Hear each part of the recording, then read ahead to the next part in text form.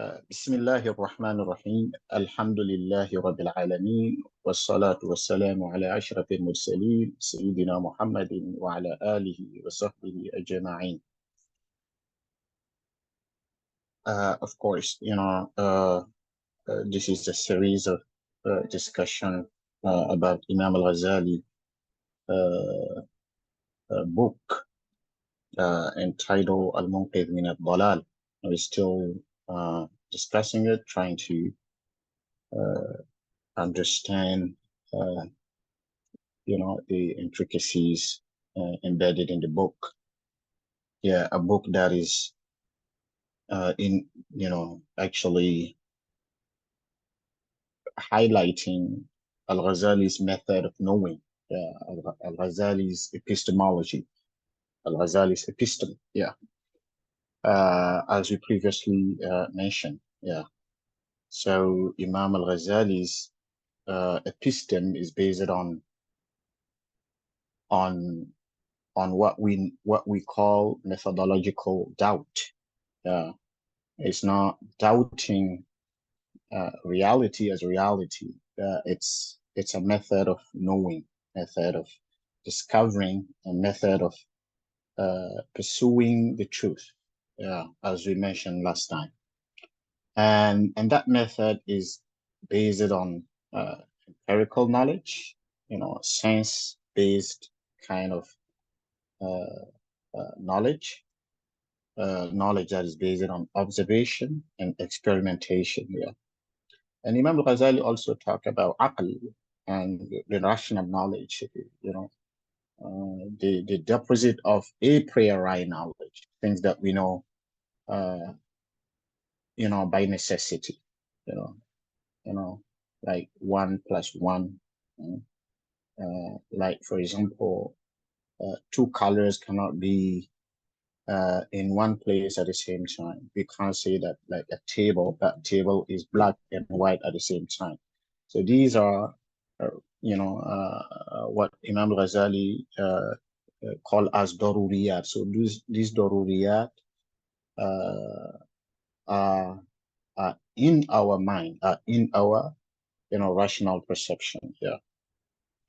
And then Imam Ghazali ended by a kashf. He considered to be to see kashf as the most reliable source of knowing. Kashf is a revelation. If you may call it intuition. It depends on how you see it. But revelation that can be revealed to mankind, to human being. You don't necessarily not need to be a prophet. And that kind of revelation is intuition, not revelation as that of prophets, a revelation of knowing something. God can choose someone to reveal, a specific knowledge to them. The question that is yet to answer by Imam al-Ghazali is whether you have to be pious, you have to be someone committed to the instructions of Allah in order to have that kind of intuition or that kind of revelation. Meaning you have to go through, mujahada in order to have it. Clearly it seems that this is what Imam al-Ghazali, this is what he means, because all this journey, the journey that he made from Iraq to Syria, and then to Palestine, and then to Mecca, and then to Iraq again, the journey that took him almost like 10 years, in the pursuit of the truth. Imam al-Ghazali, during that journey, was trying to rectify himself, to get away from what he called at a time as diversities. So so Imam al-Ghazali sees that kind of revelation given to someone as a result of the the mujahada, I mean, purification of the heart and all this stuff, and being close to Allah subhanahu wa ta'ala. The more closer you are to Allah, the better, the more you are exposed to that kind of knowledge, which is kashf-based knowledge or nur-based knowledge. It's a nur, it's a light, it's an insight that is thrown by Allah subhanahu wa ta'ala into the hearts of someone he chooses. Yeah. So based on that, can we see it as intuition? Because intuition can be thrown to anyone, regardless whether they are mu'min or kafir. The likes of Newtons and all these great minds, also, receive some sort of intuition. Yeah. Is it the same intuition Imam al-Ghazali is talking about, or he's talking about revelation that is given to a specific person as a result of the mujahadat al-nafs, the purification of the heart and ibad and all these stuff? This is what is remained to be known. Yeah. But so far, Imam al-Ghazali has not stated clearly that that kind of nur can be given to someone, even if they're Muslim, someone who is not pious, someone who is not Sufi oriented. Yeah. So this is where Imam al-Ghazali is coming. Yeah. So today, basically, Imam al-Ghazali wants to show us how he really went about pursuing the truth. Yeah. So he wants to give us the details of how everything pan out. So, and here Imam al-Ghazali, in that pursuit of the truth, he divided the seekers of the truth to 4 categories, 4 groups, So Asnaf at-Talibin, as you can see here.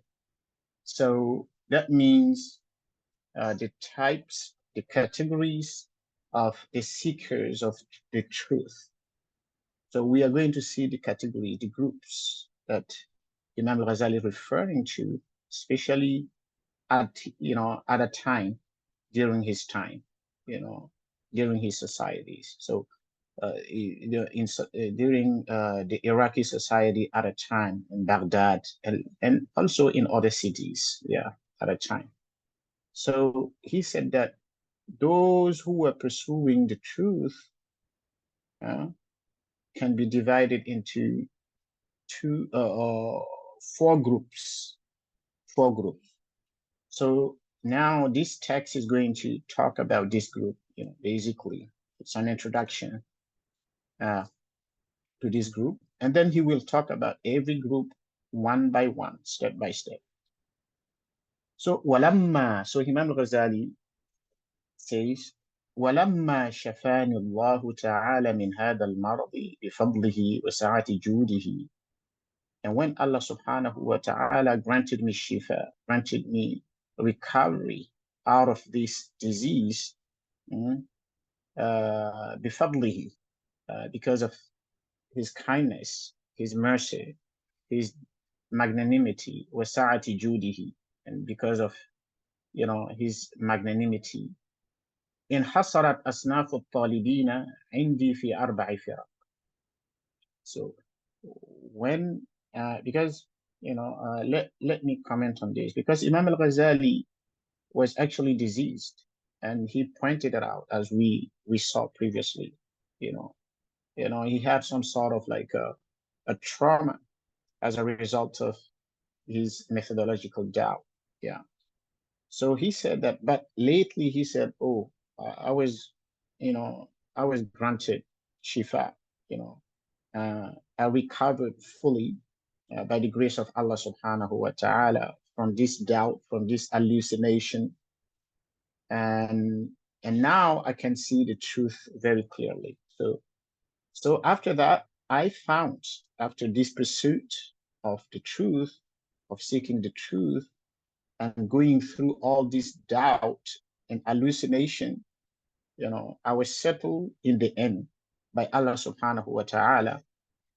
At that time, I found out that those who are seeking the truth can be divided into 4 main categories at a time during his time he's talking about.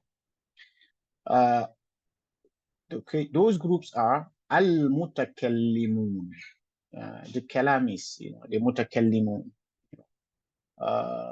So the mutakallimun, who are the mutakallimun? Imam al-Ghazali says, وَهُمْ يَدَّعُونَ أَنَّهُمْ أَهْلُ الرَّأْيِ وَالنَّظَرِ. So they claim that they are people of rationality, of reason.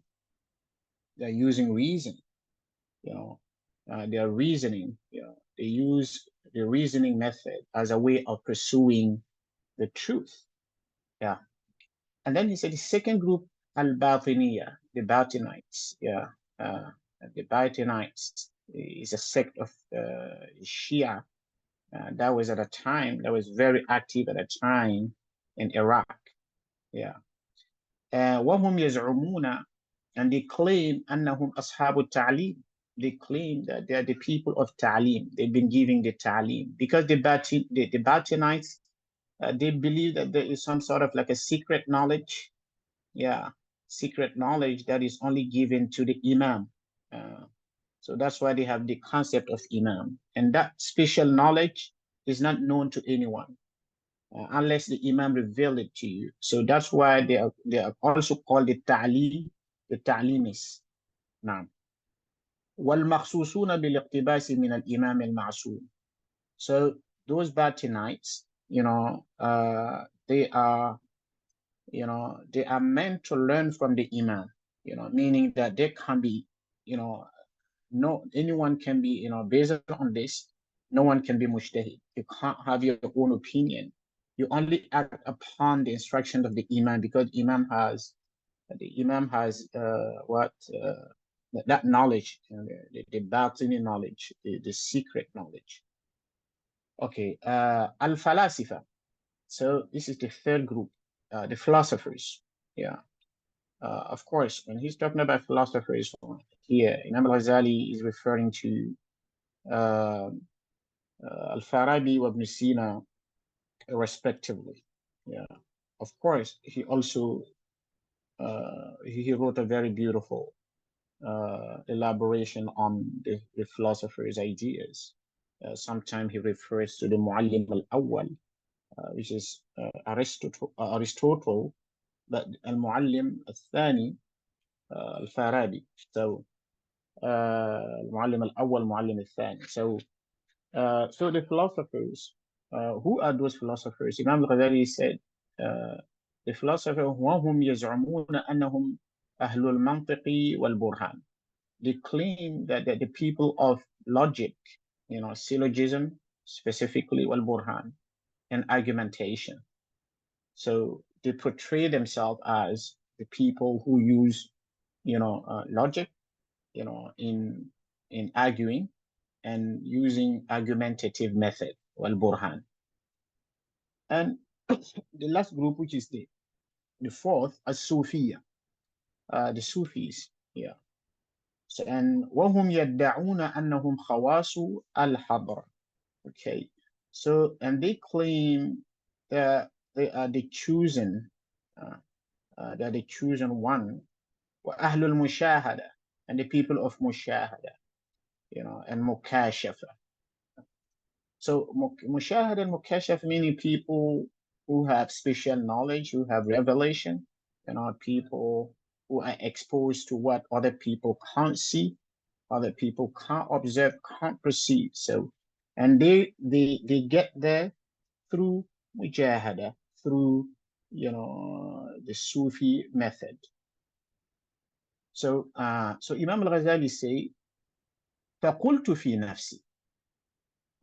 So when I knew that in order for you to seek truth, you have to study these categories, because these are the main groups that are seeking the truth at a time in Iraq. Then I said, فقلت في نفسي الحق لا يعلو هذه الأصناف الأربعة. Yeah. So if you were to seek truth, then truth only can be found in these four categories. Why? فهؤلاء هم السالكون سبل طلب الحق. Because those are the groups, or those are the categories that are seeking the truth. فإن شذ الحق عنهم, if truth were not to be found among them, فلا يبقى في درك الحق مطمع. There is no hope in attaining truth then. إذ لا مطمع في الرجوع إلى التقليد بعد مفارقته. Because Imam Ghazali is talking to himself. So if I can't find truth within these four groups, so there is no hope anymore, because I'm not intending to go back to taqlid. Because he parted taqlid. He parted taqlid and now pursuing the truth. Yeah. So فلا مطمع إذ لا مطمع في الرجوع إلى التقليد بعد مفارقته. After parting ways with taqlid, after parting ways with imitation, so there is no way of going back. There is no way of going back. إذ من شرط المقلد ألا يعلم أنه مقلد. Because condition of someone to be called muqallid, for someone to be called al-muqallid, that person must be ignorant. لا يعلم أنه مقلد. He does not know, that person must not know that he is muqallid in the first place. Understand? Because by the time you know that you're muqallid, you're not muqallid anymore. This is what Imam al-Ghazali wants to emphasize. So by the time that you know that you are muqallid, so you can't be muqallid anymore. This is where you have to cease to be muqallid. Okay, let's stop here. It's really interesting. This is a very interesting point to me, because the same Imam al-Ghazali is accused of someone who jeopardized or undermined ijtihad in the Muslim world, and they blame the taqlid that we have today, mostly on Imam al-Ghazali. And look at Imam al-Ghazali, what he's saying. He says that even by the time you know that you are muqallid, then you cannot be muqallid anymore. That is to say that Imam al-Ghazali in a way is criticizing the ulama that create some sort of limitations to ijtihad. Yeah, because if you look at the shurut of, the conditions of someone being ijtihad, they are very strict. And none of us today, based on these conditions that are mentioned in the books of fiqh and also usul fiqh, none of us today are really eligible and qualified enough to be muqallid, to be mujtahid. But Imam al-Ghazali is saying the other way, because we all know, especially, of course, I'm not talking about the grassroots, but those who have knowledge, those who have learned, even if you're a student of knowledge, you're not supposed to be muqallid anymore. So this is really interesting. فإذا علم ذلك انكسرت زجاجة تقليده. See, if someone knows, or by the time someone becomes aware of the fact that they are muqallid, then the glass of taqlid should be shattered. Subhanallah. Inkasarat zujajatu taqlid. Is automatically shattered. You see? وهو شعب لا يرأب. وهو شعب لا يرأب.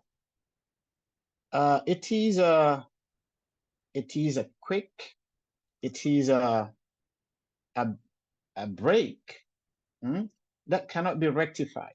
It's a break that cannot be rectified. So when the glass is shattered and broken, it cannot be rectified. By the time you know that you're not muqallid anymore, you can't go and become muqallid because خلاص, huh? Yeah, لا يرقب وشعث لا يلام. It's a mess. It's, you know, a group of shreds that cannot be brought back again, that cannot be amended. The shreds are all over the place, in a disorderly manner, that cannot be brought together, that cannot be amended again. It's done because it is shattered. The glass is totally shattered, therefore cannot be brought together. It's gone. إلا أن يذاب بالنار. This is really interesting. So the only way for you to amend that, that break, to amend that shattered glass, is to what? Is to melt it with fire. Yeah, if you want to bring it back again, if you want to amend the shattered glass, then the only way to do that is to melt it with fire. That's it. And وَيَسْتَأْنِفُ لَهُ صُنْعَةً أُخْرَى مُسْتَجِدًّا, and recreate it and do it once again. So he said that this is the only way. I mean, the only way is ijtihad. That's it. So by the time you know that you are muqallid, you're not muqallid anymore. Understand? In order for you to remain muqallid, you have to totally be oblivious and aware of the fact that you're muqallid. And this is a very strong statement to the faces of those who are criticizing Imam al-Ghazali of undermining ijtihad, in my view. Absolutely. Imam al-Ghazali is maybe the outright, proponent of ijtihad I've ever seen. So once I knew that, there's no way back. I'm not going back. If the haq is not there, if the haq is not within these four groups, then there is no going back for me. I need to find other way. Absolutely. Either I can be a school of thought on my own, but I have to start anew. I can't go back and become a muqallid. That's impossible. Understand? So I have to recreate. I have to do things anew. فابتدرت لسلوك هذه الطرق. Then I started,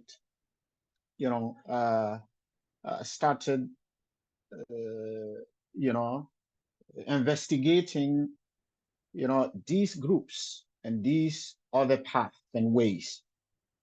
واستقصاء ما عند هذه الفرق, and to know more and to know more about these groups. So when I became sure that there is no way back into taqlid, into limitation, then I started investigating all these possible schools of thought, and also the groups.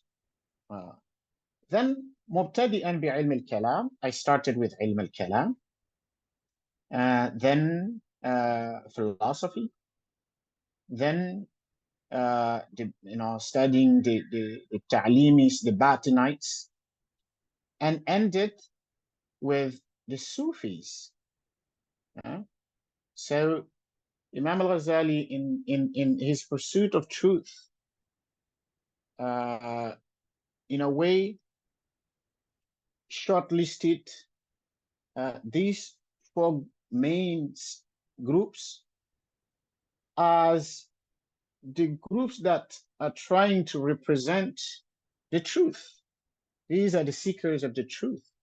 And were you to seek the truth, you have to seek the truth among these four groups that were then in his Iraqi society, or in general.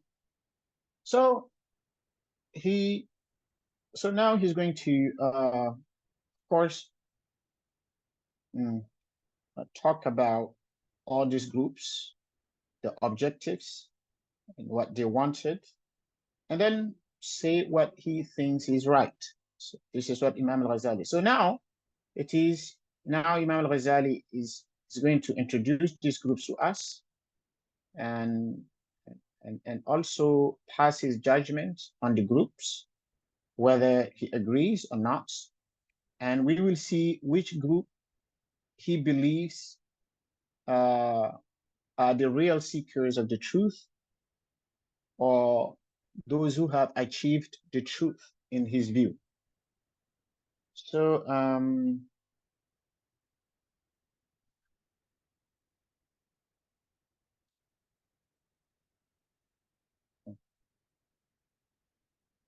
okay, ilm al-kalam.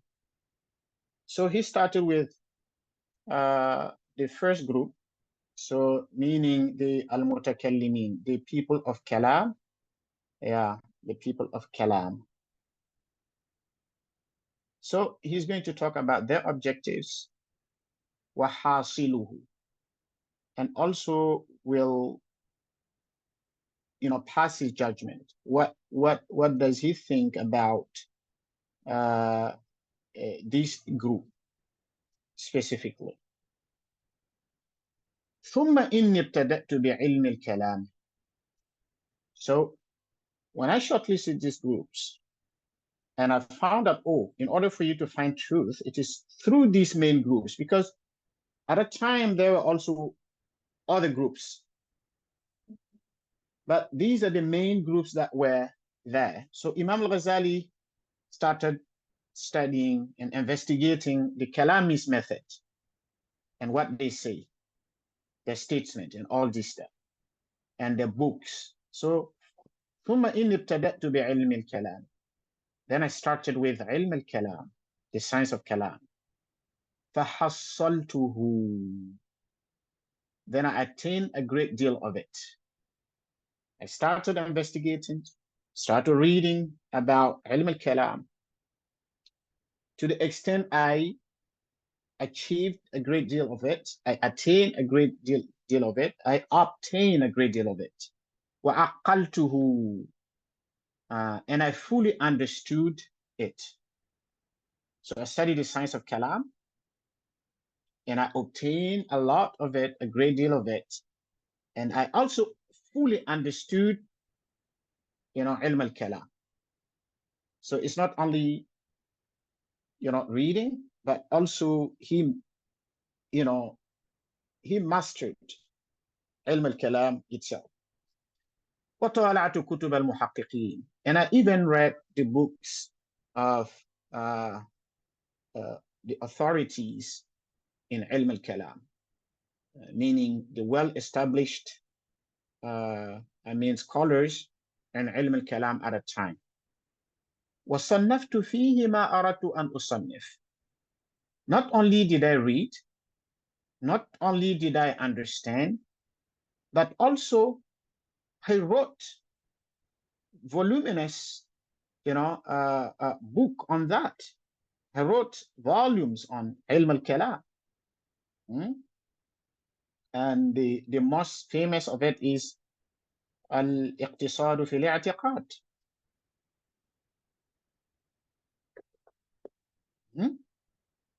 So I did all this. I studied it. I understood it. I read a lot of books, by well-established scholars in the field in ilm al-kalam at a time. And I ended up writing books, on ilm al-kalam. فصادفته علما وافيا بمقصوده. And I found it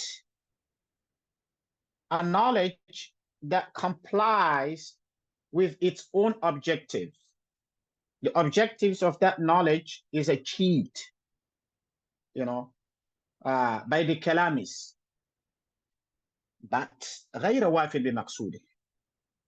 But it did not really achieve my objective. This is not what I was looking for. Yeah. Based on their own method and the objectives that they have set, from the beginning, initially, these objectives were achieved. Look, Imam al-Ghazali is training as a, really, and also to say that Imam al-Ghazali is, if he were living today, or if he lived in our time, he would have been one of the great academicians at all, because if you're reading Imam al-Ghazali as if you're reading contemporary scholar, the way he defines his, his terms, the way he set his objectives, the question, the hypothesis from the get-go is just amazing. So Imam al-Ghazali pinpoint here that, yeah, they have achieved their objectives.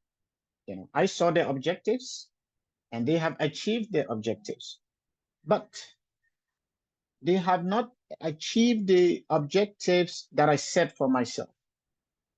You understand?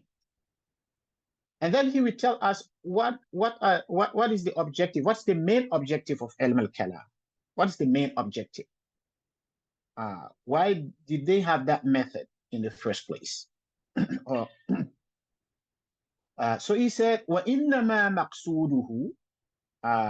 So the objective of AL-MUNQIDH, حِفْظُ عَقِيدَةِ أَهْلِ السُّنَّةِ, is to preserve the aqidah of Ahl Sunnah. So AL-MUNQIDH, was created in order to preserve the aqidah Ahl Sunnah. وَحِرَاسَتِهَا عَنْ تَشْوِيشِ أَهْلِ الْبِدْعَةِ, and to protect it from the confusion and obfuscation of the people of bid'ah, of the people of innovation. Probably, he means by the people of, innovation here, probably the Mu'tazilites. Yeah. وحراستها عن تشويش أهل البدعة. فقد ألقى الله تعالى إلى عباده على لسان رسوله عقيدة هي الحق على ما فيه صلاح دينهم ودنياهم. فقد ألقى الله, said, so the objective of Ilm al-Kalam is to preserve the Aqidah of the Sunnah and to protect it from the confusion created by Ahl al-Bid'ah, the people of innovation. Because Allah subhanahu wa ta'ala revealed to his servants by, through the messenger, through his messenger, Aqidah, a system of belief, hiya al-haq, that is, can be described as the haq. So Allah, bestowed upon his servants Aqidah. And that Aqidah is the haq, through his messenger. Haq of what is good for them in the deen, and also in matters related to the dunya. Understand? كما نطق بمعرفته القرآن والأخبار, as stated by the Quran, and akhbar mean ahadith. So so that aqidah, so this is the aqidah they want to, Ahl al-Kalam or al-Mutakallimun are trying to protect and preserve. And this is known as Ahl al-Sunnah. And this is here, by the way, criticizing the Mu'tazilites and consider them as Ahl al-Mubtadi'ah, while the kalam is that Imam al-Ghazali meant here, Ahl al-Ilm wal-Mutakallimun, the Ash'arites and the Maturidites, because they are considered to be Ahl al-Sunnah. So Ahl al-Sunnah And you have Ahlul Bid'ah. Ahlul Bid'ah, the Mu'tazilites and the likes. Yeah. ثم ألقى الشيطان في وساوس المبتدعة أمورا مخالفة للسنة. So Shaitan has revealed, to the people of innovation, to the Mubtadi'ah, some sort of confusion. Yeah? Things that go against the Sunnah. So Shaitan, actually, in a way, confused them, through things that are completely opposing to the Sunnah. فَلَهَجُوا بِهَا. Then they preached those things, and almost succeeded in confusing the aqidat al-haq.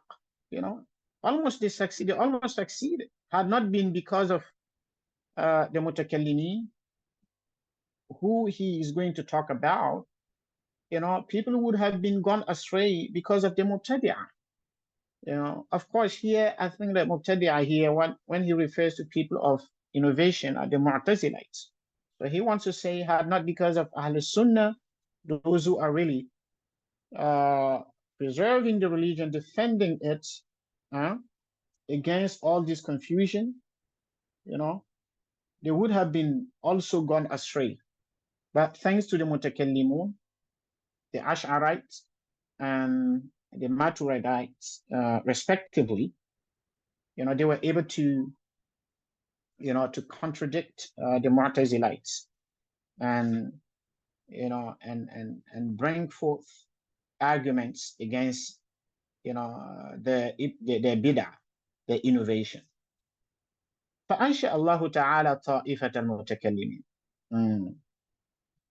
Then, because of this bid'ah, Allah subhanahu wa ta'ala has, created a group of mutakallimin, a group of وَحَرَّكَ دَوَاعِيَهُم, and then motivate them. Allah created them, the group of Allah,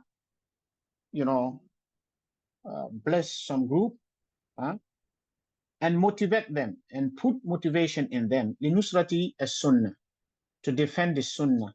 بِكَلَامٍ مُرَتَّبٍ, in a very methodological way, in a very logical way. يكشف عن تلبيس أهل البدع المحدثة. Those who were able to reveal the confusions created by the people of al-bid'ah, innovation, al-muhdatha, ala khilaf as-sunnah al-ma'thura. So those who were against the sunnah, those who were contradicting the sunnah with their confusion, with their application, so basically those kalamis were chosen by Allah subhanahu wa ta'ala and given the motivation to defend the sunnah in a very methodological way, in a very logical way. فَمِنْهُ نَشَأَ عِلْمُ الْكَلَامِ وَأَهْلِهِ. So in general, he's telling us why. So why there was that school of mutakallimin. Why? Because there was a need at a time, so they were there to address the innovation that was at a time, the bid'ah that was at a time, represented by the Mu'tazilites and the likes. So they were there to defend the Sunnah in a very logical way, because at a time, that's why Kalam is primarily based on logic, on logic, to defend the Quran and the Sunnah and the Aqidah. فَمِنْهُ نَشَأَ عِلْمُ الْكَلَامِ وَأَهْلِهِ. So this is where ilm al-kalam, came to existence. فلقد قامت طائفة منهم بما ندبهم الله تعالى إليه فأحسنوا الذب عن السنة. So a group of them, a group of Kalamis, were actually motivated by Allah subhanahu wa ta'ala to defend Islam. فأحسنوا الذب, which they responded to with, they responded to with enthusiasm in defending the Sunnah and defending the Aqidah that was passed down to them by the prophets. والتغيير في وجه ما أحدث من البدعة, and to change the confusion brought about by the bid'ah and the people of bid'ah. ولكنهم, so he said that, yeah, though the objective is wonderful, the objective is clear, and the niyyah is clear. They are there to defend the aqidah of Ahl Sunnah from the confusion created by the Ahl Bid'ah, namely the Mu'tazilites. Despite all that, yeah, the objective is clear, the objective is good, but nonetheless, this is what Imam al-Ghazali is now starting to criticize also the Kalamis.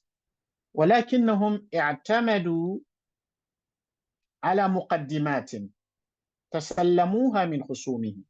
Okay, yeah, though they did well, and sometimes they use logic to contradict them and to argue against them, and something it's fine. But the issue is that they depend too much on their premises. They're waiting for them to state premises, and they show how these premises are contradict one another. So this is the method. That was the method in arguing against the Mu'tazilites.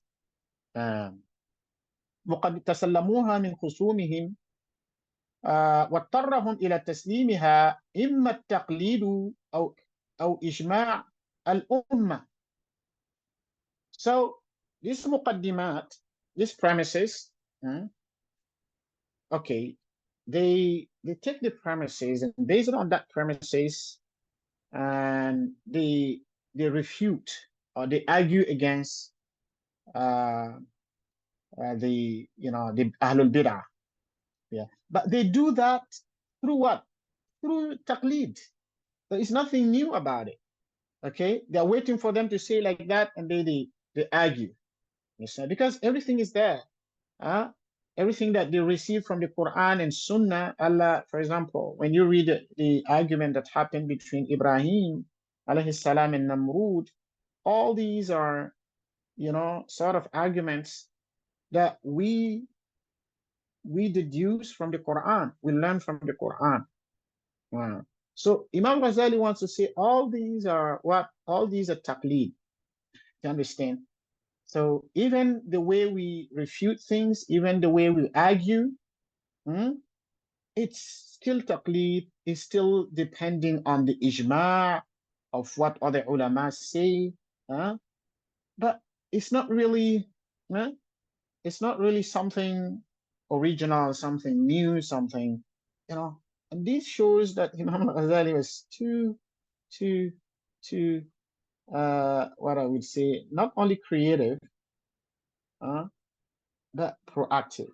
Understand? The way he sees, the way he used to see things, he was ahead of his time at a time. I can't understand why some people are so critical about Imam al-Ghazali. They're taking it personal. All these are statements stated very clearly to the genius, to the intelligence of Imam al-Ghazali. But yet, I don't know why Imam al-Ghazali is often seen in academia as someone who undermined ijtihad. Until now, I don't understand. The judgment must have come from prejudice and not from research and academically profound kind of knowledge. He said, وَكَانَ أَكْثَرُ خَوْضِهِمْ فِي اسْتِخْرَاجِ تَنَاقُضَاتِ الْخُصُومِ. This is what they were doing. They were trying to find, to find contradiction here and there, find absurdities here and there in there. He said that all these are, something that was there, and people were doing it by way of imitation. And even you can see Tulab al-Ilm today, they just memorize mantiq. You see people memorizing, a text of mantiq. But there are issues, if you call upon them to come and defend this issue, they won't be able to do that. For them, this is taqlid, because mantiq or logic is not meant to memorize. You understand? It's not meant to be memorized. It's meant to use as a tool to argue against different statements and, propositions. So this is what mantiq is all about. So yeah, that's a problem. So the problem is, this is what Imam Ghazali is saying. وَكَانَ أَكْثَرُ خَوْضِهِمْ فِي اسْتِخْرَاجِ تَنَاقُضَاتِ الْخُصُومِ وَمُؤَاخَذَتِهِمْ بِلَوَازِمِ مُسَلَّمَاتِهِ. That was their approach. Their approach was so apologetic in a way. Imam Ghazali wanted to say that they were so apologetic in their approach. You're not waiting for people to as we are doing today. We are being apologetic. We are being reactive today. So we are waiting for the Western people, for the West, the Western scholars to state something about Islam, and then we react upon it. So this is a method that was not really welcomed by Imam Ghazali. وَهَذَا قَلِيلُ النَّفَعِ. This is what he said. And this method is not that beneficial. It's not that useful. So this is what Imam Ghazali wants to say. He wanted to say this method is not a good one, but he said it in a very nice way. وَهَذَا قَلِيلُ النَّفَعِ. And that was less useful. في حق من لا يسلم سوى الضروريات شيئا أصلا. And this is not good enough for someone who does not admit to anything apart from necessities. What are these necessities? A priori knowledge. That's it. It's not a good way. And I already say this approach is not a good approach. The Kalami approach is not a good approach. And yet, he was also criticized of being Kalami, or being someone who was indoctrinated in the Kalami approach. Yes, at the beginning, but he criticized the Kalami approach, meaning that criticizing the Ash'arites and the Maturidites. This is what it implies. Okay, فَلَمْ يَكُنِ الْكَلَامُ فِي حَقِّ كَافِيًا. So he said that method was not enough. In my view, this is what he said, at least in my view, it was not enough. وَلَا لِدَاءِ الَّذِي كُنْتُ أَشْكُوهُ شَافِيًا. He couldn't heal the disease that I've been suffering from. He couldn't heal that disease. Understand? Meaning that yes, the objective is there. The objective of Ilm al-Kalam is to defend the Aqidah of Ahl Sunnah against the Aqidah Ahl al-Bidah, against the confusions and obfuscation and all this. But yet, I don't think that this method is a good one. It's not that useful, and at least for me, it's not enough. It couldn't heal what I was suffering from. It couldn't heal that at all. It did not respond to what I wanted. Naam. He said, let's admit. Yes, let's admit. Naam. لما نشأت صنعة الكلام وكثر الخوض فيه. What time is it now? لما نشأت صنعة الكلام when the science of Kalam came to existence, وكثر الخوض فيه, and people start,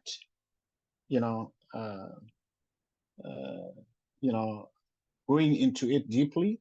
وطالت المدة, and people start talking about it. وطالت المدة, and it stayed for a very long period of time. تشوق المتكلمون إلى محاولة الذب عن السنة. عن محاولة الذب عن السنة. So the متكلمون, try to defend عقيدة الأهل السنة بالبحث عن حقائق الأمور. Yes, he wants to say that, yeah. So when, the mutakallimun, when people start talking to it, when it came to existence, when the science was founded, and it took a very long time, and people start, talking a lot about it, and there was some sort of confusion. He said, yes, there was some group of mutakallimun that, some people of mutakallimun and some scholars that really tried to look for haqa'iq al-umur, meaning the essence of things, meaning the truth.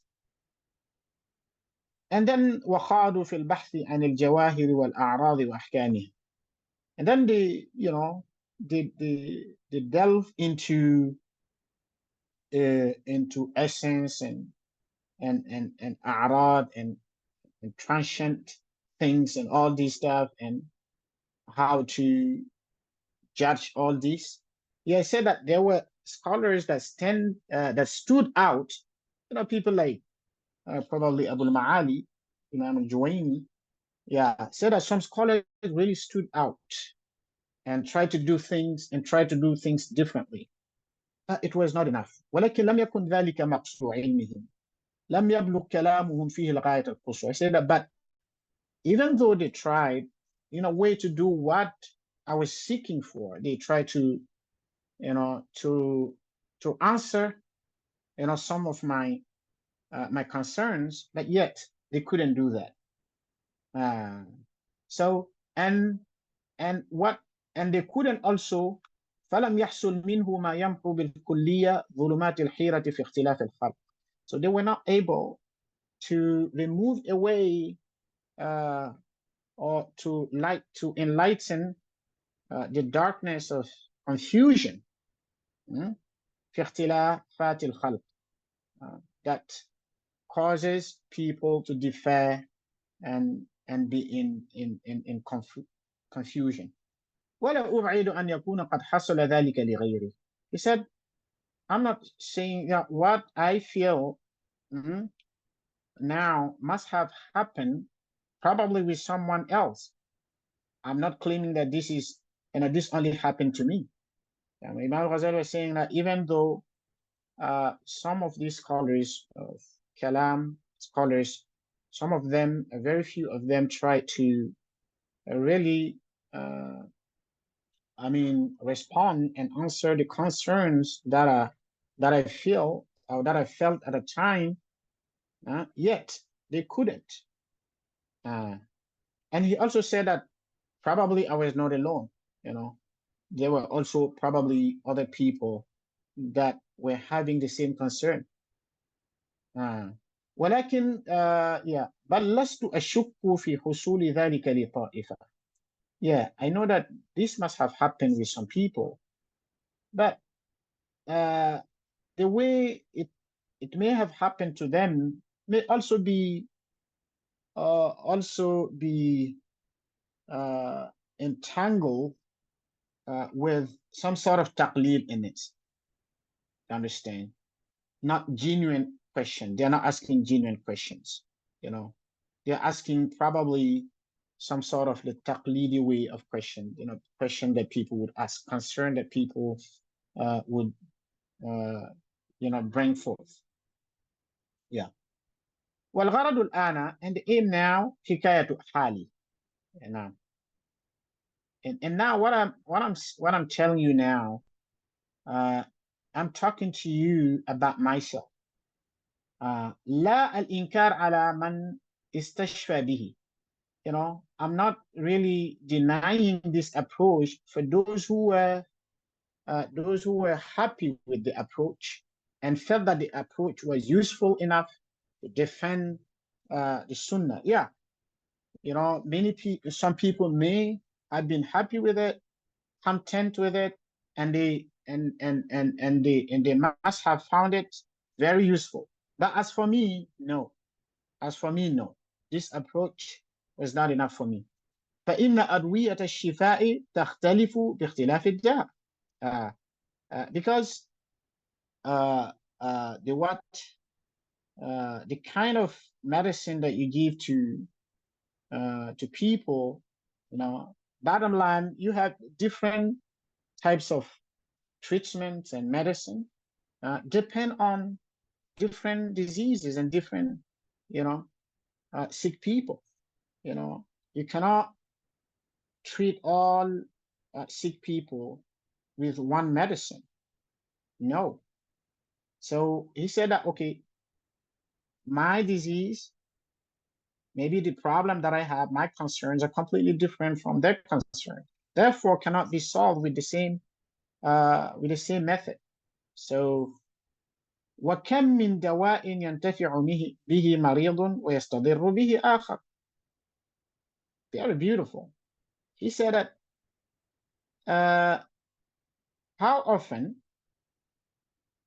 a medicine that was, that was good to one sick person, the same medicine can be what can cause damage to other person. Understand? Medicine that help healing one, but the same medicine can also create some sort of damage to another person. So bottom line, I think that to cut it short and to summarize what we did today, and of course Imam al-Ghazali, in his pursuit of the truth, want to show us, how he went about discovering that truth. Yeah, that truth he stated is nur, but how and what are the ways we can attain that nur. So he said, at a time, I wanted to know, where the truth lies. And I looked into my society and I could find the seekers of truth categorized into four groups. You have the Kalamists, the Batinites, the Sufia, and you have the fourth group, sorry.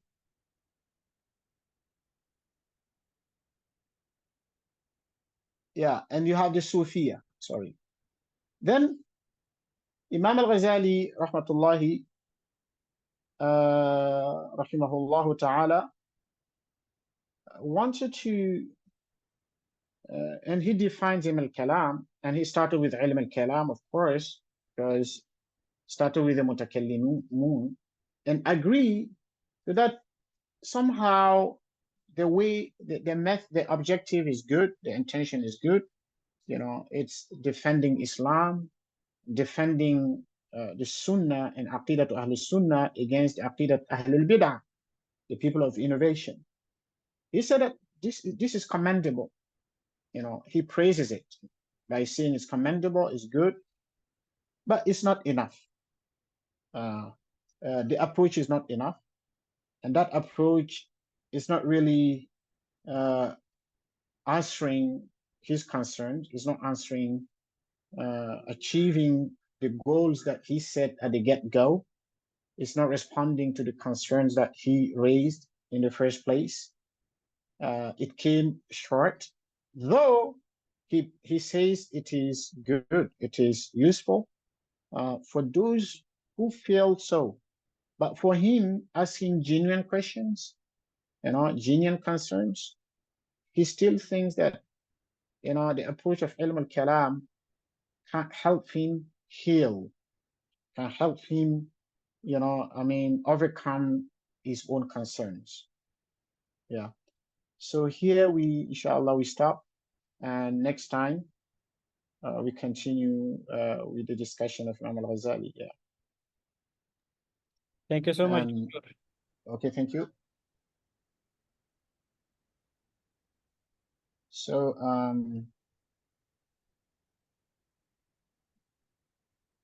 yes.